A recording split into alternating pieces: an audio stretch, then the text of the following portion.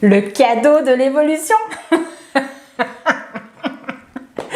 Ouais, quand on arrive à ce moment-là, là, Ouais, c'est divin.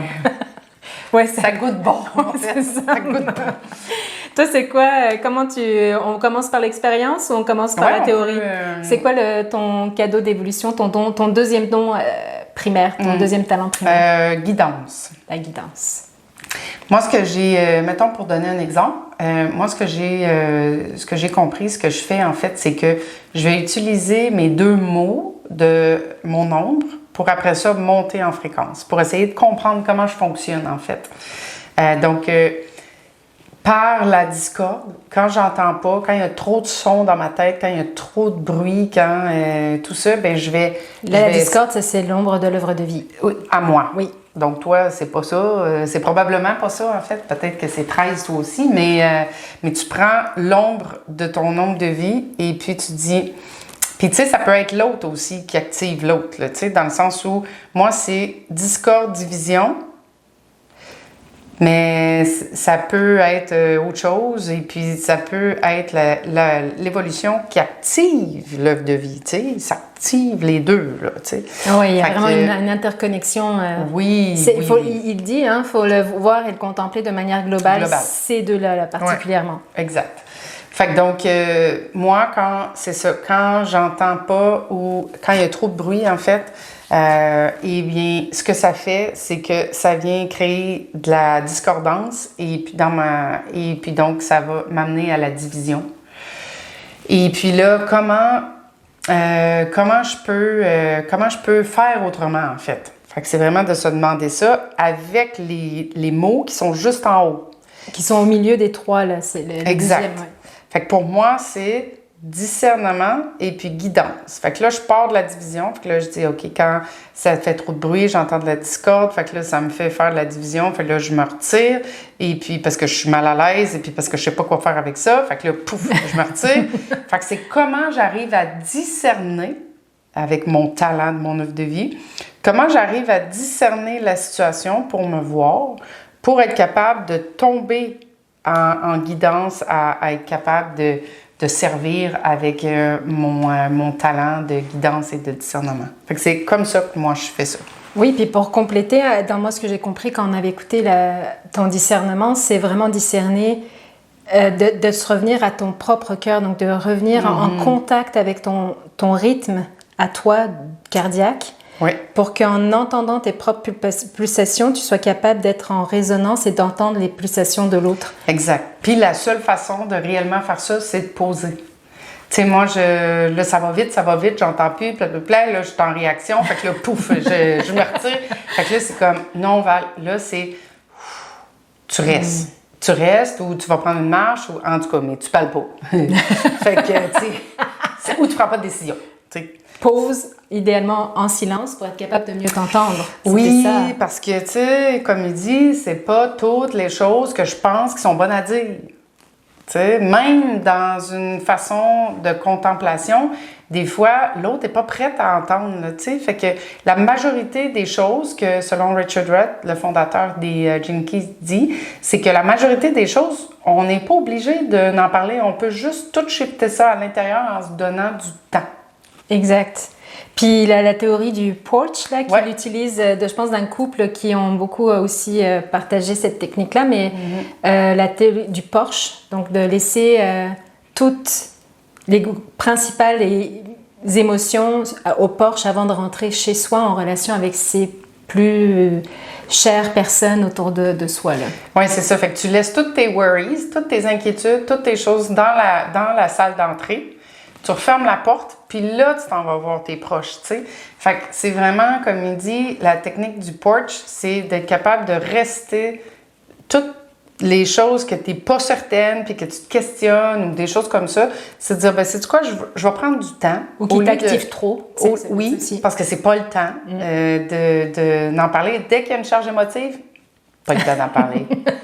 Fait que donc, puis c'est d'attendre à ce que, justement, la fréquence elle soit meilleure, puis que l'émotion elle descende en énergie pour être capable de OK, là, j'ai shifté. Puis souvent, comme il dit, la majorité du temps, tu n'as même pas besoin de parler parce que c'est fait. Tu sais, je veux dire, la contemplation, c'est faite, puis il n'y a rien à dire. Ben oui, parce que la contemplation, c'est quoi? C'est la première étape, c'est poser. Mm-hmm. Donc, de se déposer intérieurement, puis ça permet de défaire émerger les choses pour que ça pivote, puis que ça fusionne par la suite. Yeah.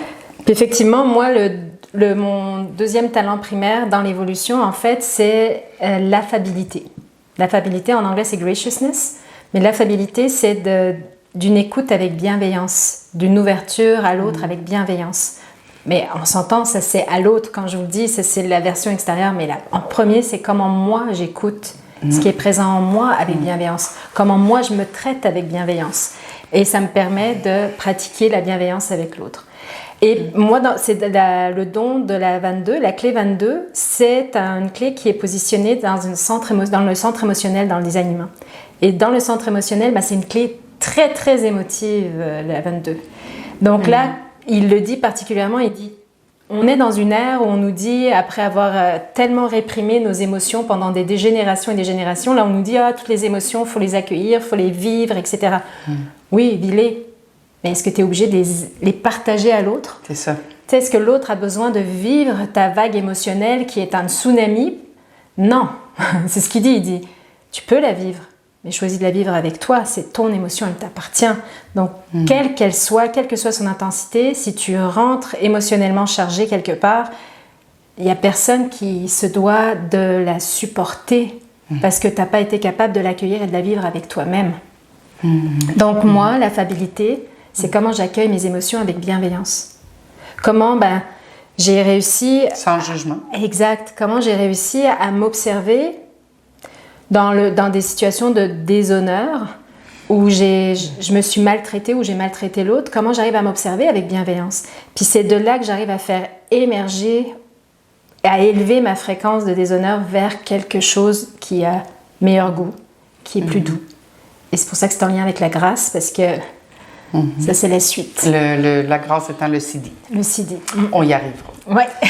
Mais oui, effectivement, c'est ça. C'est un chemin de fréquence. Tu sais, comme Einstein disait, probablement que vous savez maintenant. Si vous ne le savez pas, je vous le redis encore. J'adore la physique quantique et puis tout ce qui est fréquence, énergie, vibration. Moi, ce que Nikola Tesla disait, il y a plus de 100 ans maintenant, moi, c'est la base de toute ma vie, de la vie en général, c'est ma vision de ce qu'on porte. Fait que donc, si tout est énergie, écoute, quand je te parle, moi, je me parle à moi. Fait que, tu sais, si je passe mon temps à rejeter l'autre, à me diviser, puis je divise moi, oui, je fais du mal à l'autre, mais c'est à moi que je fais du mal, en fait. Et puis, si on est toute énergie, on est juste un, à chaque fois que je dis un mot de trop, une pensée, whatever, tu sais, parce que les pensées, les neurones, c'est des antennes. Les pensées, ils ne m'appartiennent pas. Je les ai pick-up dans le field aussi, là, tu sais.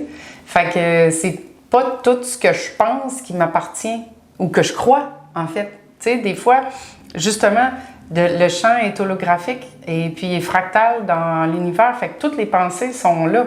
C'est pour ça qu'il y a certains scientifiques, mettons, qui font une découverte en Amérique, puis en Europe, ils font la découverte l'année d'après ou quelques mois après. Tu fais comme des fois, c'est en simultané. C'est ça. C'est parce que, justement... C'est une énergie. C'est pas dans la tête. C'est ça. C'est que l'information, elle est out there. Elle est everywhere.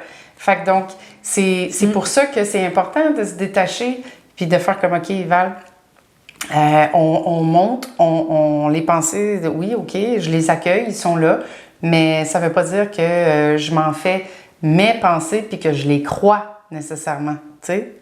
Exact. Donc, le don et le talent primaire, le cadeau, appelez-le comme vous voulez, ce mot qui se situe au milieu dans votre sphère d'évolution, sachez que c'est traduit par Richard Roth comme étant ce qui vous distingue le plus. C'est ce qui vous distingue dans votre activité particulièrement. Alors, moi j'ai la 22, on est plusieurs à avoir la 22 sur cette planète. Mais moi, elle est teintée avec ma sphère d'œuvre de vie, puis ma sphère effectivement de rayonnement qui suit, et puis ma ligne, etc. Et le reste, mais c'est le talent par lequel je me distingue particulièrement. Puis moi j'ai longtemps été, ça fait plus de 20 ans en ressources humaines, puis même en recrutement, puis je pense que c'est à chaque fois que j'ai fait preuve de cette bienveillance-là, dans des situations qui étaient difficiles, où il y avait par exemple des mises à pied ou des choses comme ça, que les gens ont réussi à prendre le message. Puis c'est cette bienveillance-là, même quand j'avais à informer de situations complexes, c'est là que les gens se sentaient soutenus, puis j'apportais cette capacité de voir la situation sous un autre angle et d'en voir la richesse de l'expérience en fait. Ça, c'est ce que j'observe dans mon talent primaire, dans toutes mes expériences professionnelles, mais aussi personnelles, bien évidemment. Mais comme on aime le pratico-pratique, puis que c'est la séquence de génie, je vous donnais plus en expérience pro. Toi, ton don, la guidance, comment tu l'observes? Comment tu l'as vécu? Qu'est-ce que tu aimerais nous partager pour que les gens puissent encore s'identifier là-dessus? Moi, c'est 7.5. Fait que il y a beaucoup d'énergie là-dedans, beaucoup de leadership, beaucoup de... Oui, du leadership et de la guidance, parce que la 5, c'est le leadership, c'est ça, et en plus. le 7, ton don, c'est la guidance. Fait que donc, je me vois faire ça, mais je me vois qu'il faut que j'ai aussi des boundaries, tu sais, d'être capable de délimiter le territoire, pas d'en prendre trop, pas d'en prendre pas assez, mais de vraiment mettre mes limites là-dedans, puis de me respecter, de respecter l'autre, et puis de toujours y aller sur un fondement de servir le monde, en fait. Oui, puis c'est à ce moment-là que ton leadership, il est dans haute fréquence. Oui, parce que là, c'est vraiment avec le discernement, l'empathie de ma clé d'œuvre de vie. Là, ça devient... Parce que moi, c'est un leadership par l'écoute. Fait que donc, c'est pas... tu sais, la guidance, comme il parle, la meilleure guidance, c'est d'écouter l'autre dans son besoin, puis d'être capable d'écouter, puis de rassembler l'idée qui va plaire au plus de gens, en fait. Puis tu te reconnais dans tes business aussi là-dedans. Ouais.